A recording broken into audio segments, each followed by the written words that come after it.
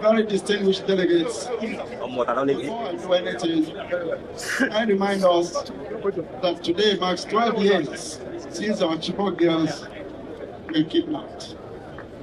We have lost so many generals and our military servicemen. May we please stand up for 1 minute silence for the repose of their souls and for those who are not back yet to be back to us.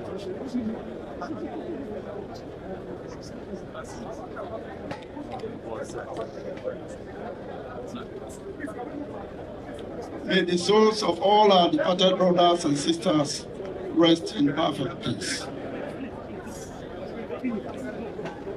Distinguished delegates, esteemed leaders, respected members of the National Working Committee, party elders, youth and women, defenders of democracy, members of the press, distinguished ladies and gentlemen. I welcome one of you, not merely to a convention, but to a moment that history will remember for a long time. Years from now, Nigerians will look back at this day, today, Tuesday, the 14th of April, 2026, and ask, where were you when the ADC stood up? Where were you when the government made every attempt to silence the voice of the people? And in response, thousands of sons and daughters of Nigeria gathered today in Abuja and said unequivocally, democracy will not die on our watch. Those of you who are here will be proud to say we were present. Today answers that question. You'll be among those who answered loud and clear that you were here. And your presence alone is an act of courage. This is the first national convention of the African Democratic Congress under my leadership as national chairman. And let me be very clear, it is one of the most significant gatherings in recent Nigerian democratic history. Not because of who stands on this podium, but because of what this convention represents. It represents unyielding survival of opposition democracy in Nigeria. The African Democratic Congress was founded on conviction and a strong belief that politics must be a call to service and not a ladder for personal ambitions. I am deeply honored by the confidence reposed in me to lead this great party at this critical time. I accepted this responsibility with humility. I accepted it with a clear sense of duty. And I accepted it with an unshakable commitment to reposition the ADC as a platform through which Nigeria will be rescued and rebuilt. Since we started this journey, we have faced many challenges and faced many hurdles. Our party has faced fierce and unprecedented betrayal. Let us not pretend otherwise. Recent developments involving the Independent National Electoral Commission (INEC) have raised fundamental questions about the process that governs our democracy. Forces that feared what a united ADC represents came for us through the courts, through institutions, through bureaucratic obstructions. They sought to stop this convention from happening. They removed our names from official portals. They denied us preferred venues. They deployed every instrument available to them to ensure that you, the delegates, the members, the owners of this party would never gather. But here we are. At our recent press briefing, we made it clear that the integrity of democratic institutions must be protected at all times. We also made it clear that in an ever-shrinking democratic space that is orchestrated by those in the ruling party, the ADC will not bow, will not cower, and we will not retreat. Dear party members and leaders, let me remind all of us, strong political movements are not built in moments of ease and comfort. They are built in times like this, when a broken nation cries out for change, and the people look for those who would lead with commitment, honesty, integrity, and courage. We will not surrender, because what is at stake is not just about the ADC or the opposition. It is the very survival of democracy. To surrender, therefore, is to yield the ground to tyranny and therefore become complicit in the destruction of our democracy.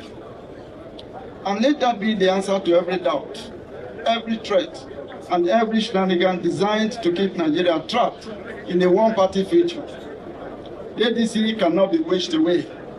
The ADC cannot be litigated into silence. The ADC belongs to the Nigerian people, and the Nigerian people have spoken by showing up with their large numbers here today.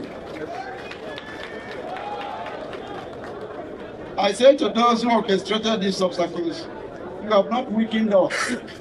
You have welded us together. Every attempt to suppress this party has only deepened the resolve of our members, widened our coalition, and reminded Nigerians why a strong opposition is not optional. It is essential to democracy's survival. Across Nigeria, there is a growing awareness by a generation that desires a different country, a country that nurtures their talents and supports their ambitions. This generation is asking tough questions of leadership and those who seek to lead. We are greatly delighted to see that under the harsh light of this scrutiny, the African Democratic Congress is emerging as a credible alternative. Not necessarily because of who we are, but because our vision and our ambition align with their own. The reason we are here, a genuine commitment to putting the people first, is the very reason that they continue to believe, despite the daunting challenges that they face today, that Nigeria, this great country, will rediscover itself. We in the African Democratic Congress recognize this moment as a moment of great opportunity, as well as a moment of great responsibility. Our objective is not merely political success or a mere quest for power. We see it as a duty to ourselves and to posterity to demonstrate to all Nigerians that something good can come out of politics, and that democracy can actually deliver a better life than they seek. This is the fundamental goal of our party.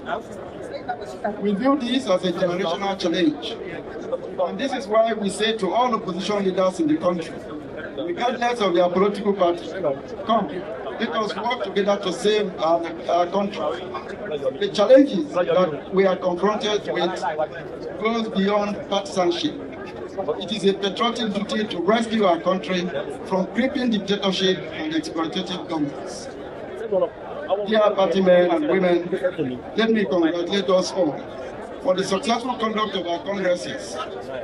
Despite the obstacles to come on our way, we have stayed focused on the bigger picture. And together, we scaled through those difficulties to deliver a successful and credible Congress across the length and breadth of the country. This shows that we are successfully planting our roots in villages and communities across the length and breadth of our country, that we are providing platforms for millions of our people to participate in the process of governing their own country. This is the very essence of democracy. To those who have emerged as leaders at the local and state levels, I extend my congratulations. Your emergence carries responsibility. Leadership within this party must always be defined by service and accountability. You must also recognize that you are a coalition, a coming together of diverse voices, experiences, and aspirations. Therefore, you must lead with a deep sense of responsibility and openness and inclusion. Your doors must remain open to all members of this coalition and to others who are inspired to join us on this journey. Leadership in this moment demands not exclusion, but expansion, not control, but coordination, not narrow interest, but a broad commitment to unity and shared purpose. To those who did not emerge, I encourage you to remain committed. Political contents are part of democratic life. but the unity and progress of the party must always come first. We are engaged in the deliberate task of building a party that can stand the test of time. The foundational principles of this party are clear.